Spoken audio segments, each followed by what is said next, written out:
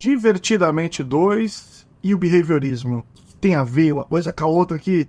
Que conversa é essa, Luciano? Pois bem, pessoal, o behaviorismo, ele é uma filosofia, eu vou explicar rapidinho, né? Mas é uma filosofia que olha para os seres humanos e tem uma certa interpretação, que é ela que eu vou explorar aqui, e ela tem uma interpretação sobre aquilo que a gente chama de emoções ou de sentimentos, né? A gente pode utilizar como ilustração o Divertidamente 2, ou Divertidamente, a franquia de modo geral, para ilustrar uma outra visão distinta do behaviorismo, que ela é real, ela existe de fato, hoje menos importante, mas existe de fato dentro da psicologia, sobre como que são a relação entre as emoções, sentimentos e tal. Veja, não se trata de problematizar o filme da Disney. O filme é uma brincadeira, é um filme bacana, que serve para poder ser um entretenimento, serve inclusive como um recurso didático em muitas situações, pode ser utilizado, não estou discutindo isso. Eu estou usando como referência para a gente poder explorar um pouco mais, para a gente fazer um debate que seja bacana, que seja interessante aqui sobre o behaviorismo, certo? Então vamos ficar aqui para a gente conversar um pouquinho.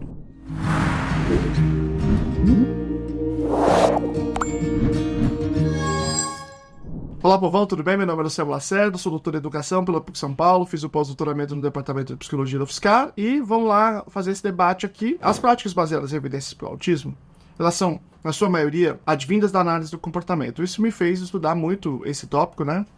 Lecionar sobre isso muito tempo. E é o seguinte, análise do comportamento é uma ciência, tá? Uma ciência. E esta ciência, ela tem 3 campos, né? 3 eixos, vamos dizer assim. O primeiro é a filosofia que a sustenta, que é o behaviorismo radical, que é onde a gente vai se fixar aqui. O segundo é a análise experimental do comportamento, né, que é a área que estuda os processos básicos comportamentais. E a terceira é a análise do comportamento aplicada, que é quando usa esses princípios básicos para melhorar a qualidade da vida humana. Mas tudo isso advém desta filosofia. Isso muitas vezes não está claro para as pessoas. Que todas as ciências, elas têm uma base filosófica. Mesmo as ciências que a gente chama, às vezes, de ciências duras, né? Como a física, por exemplo. Tem uma discussão filosófica incrível, enorme, por trás dessa ciência. Só que essas diferenças filosóficas não tem tantas implicações, por exemplo, da gente fazer cálculos e tal, né? Diferente quando a gente fala de comportamento humano. Porque existem diferentes filosofias também, diferentes correntes que vão olhar para o comportamento humano e elas têm implicações muito grandes sobre como a gente interpreta e intervém nesse comportamento. Então, aqui existe mais divisão. Mas, normalmente, a gente não sabe, mas é importante a gente saber disso. Isso é o behaviorismo radical. O behaviorismo radical presta atenção nessa palavra, monista. Significa que o ser humano é uma coisa só.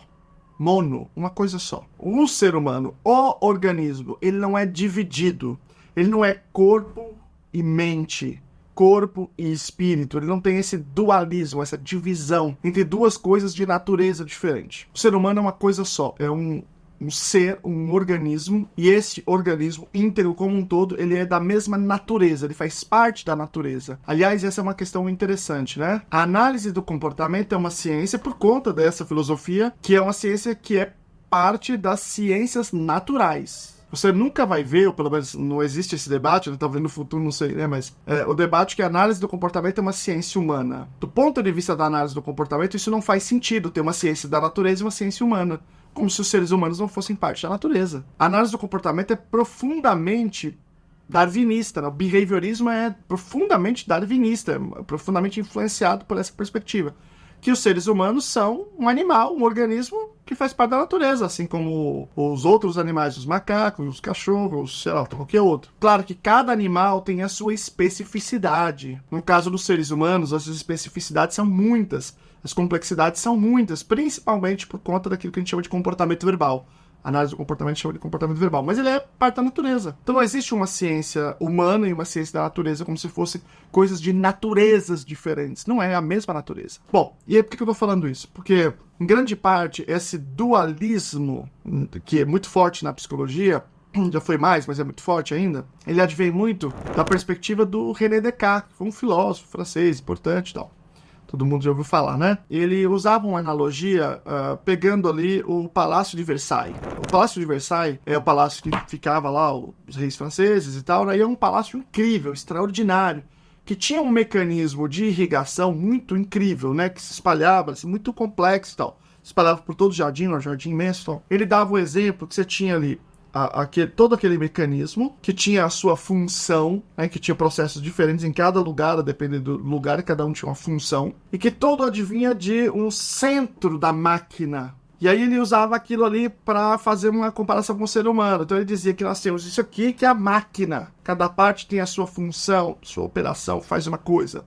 E nós tínhamos aqui o fantasma na máquina. Tem uma ilustração, inclusive, do MIB, do Homens de Preto, que tem uma coisa similar, uma brincadeira meio jocosa com isso, que tem um cara, né, e aí na cabeça tem um alienígena lá dentro, controlando tudo. É mais ou menos essa ideia. E esse fantasma, veja, é um fantasma na máquina. Fantasma é uma coisa, máquina é outra. São naturezas diferentes. A natureza da máquina é mecânica.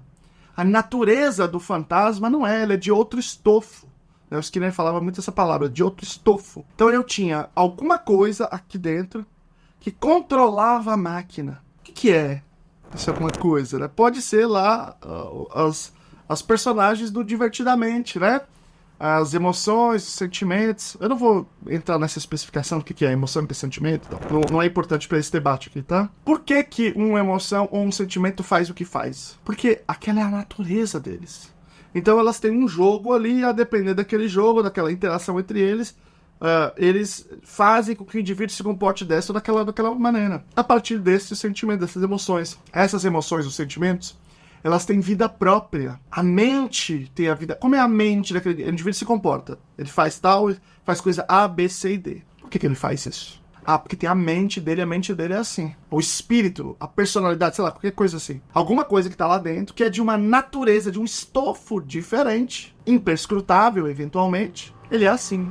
Enquanto para o behaviorismo, se esse indivíduo se comporta, ele se comporta por alguma coisa, por uma interação com o ambiente. Não existe outro lugar para vir um comportamento. Ou o comportamento vem da interação com o ambiente, ou ele vem de algum lugar sobrenatural. A análise do comportamento, ela está trabalhando com o ser humano como animal, como parte da natureza. Então, um comportamento só pode vir da natureza. Veja, o amor, a raiva, não são coisas. Quando a gente fala o amor como um substantivo, né? O amor, o que é o amor? Cadê o amor? Alguém já viu um amor? Que tamanho é o amor? Então, eu estou olhando como se fosse uma coisa. Mas ele não é uma coisa. Agora, quando eu olho para o amor, eu vou analisar melhor o que é o amor. O que é o amor?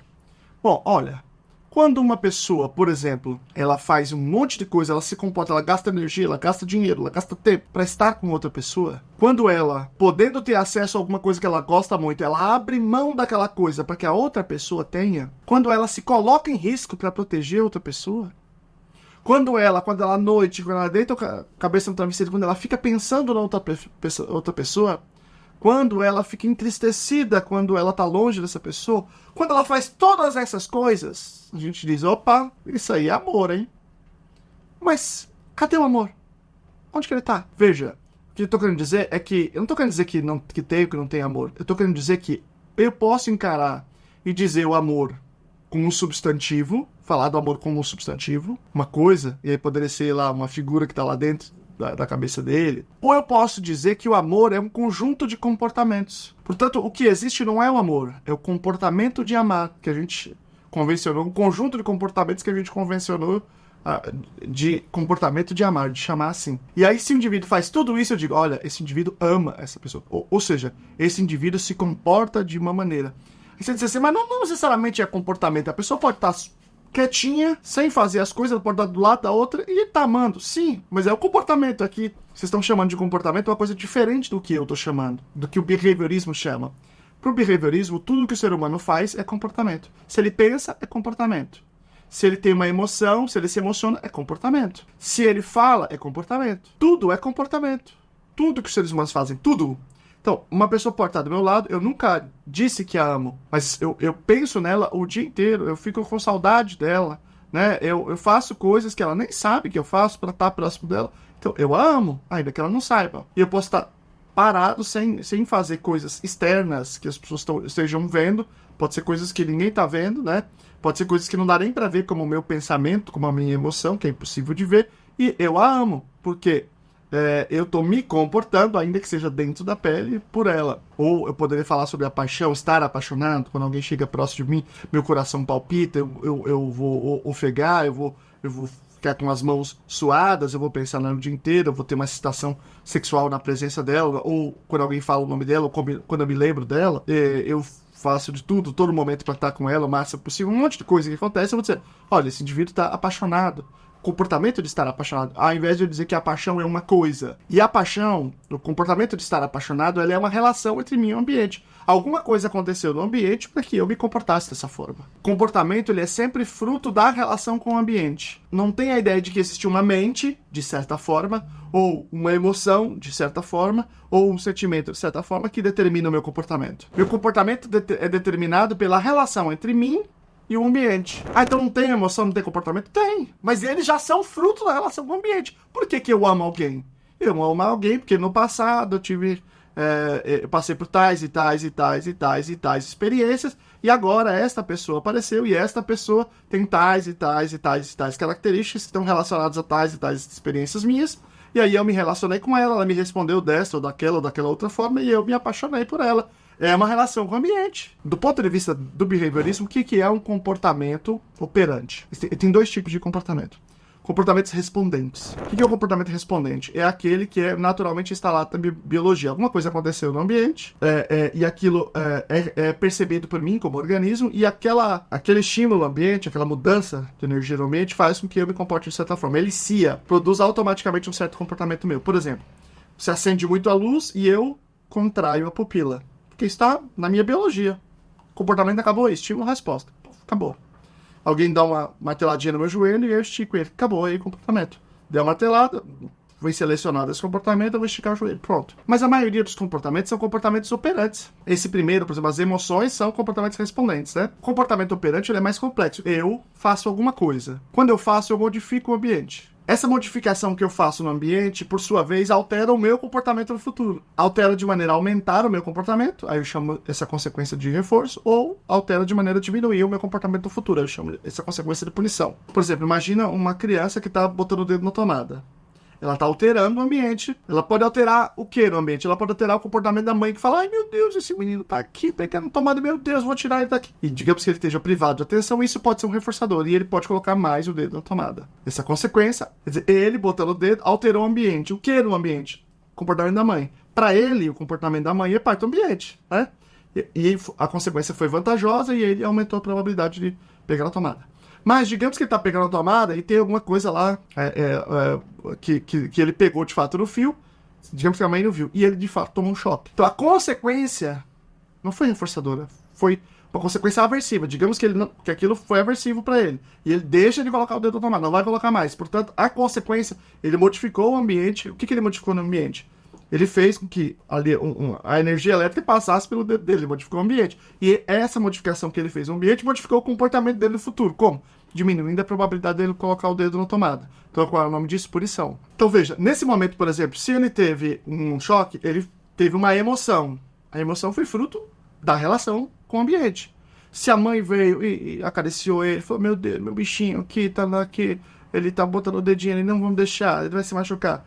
Ele também tem ali além do aumento da probabilidade do comportamento, eventualmente do comportamento de colocar o dedo, ele também tem uma mudança emocional.